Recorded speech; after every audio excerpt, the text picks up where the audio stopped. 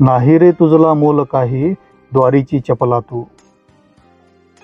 नको ठेवूस रे कोणता हेवा, ऐक एकदा माझं. नको ठेवूस रे कोणता हेवा, ऐक एकदा माझं. नाहीतर घे ओळखून, लाथाडील्या श्वानागत जीवन होईल तुझं.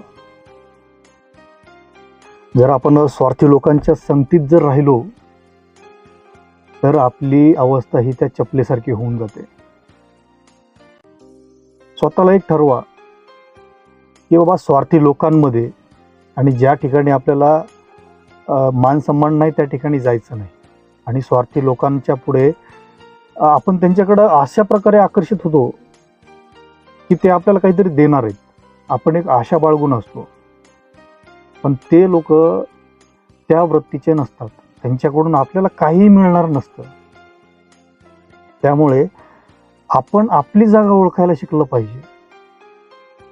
आपलं स्वतःचं व्यक्तिमत्व असं बनवा की ज्यातून आपल्याला स्वतःला समाधान मिळेल आणि आपलं जगणंही एकदम आनंदी होऊन जाईल.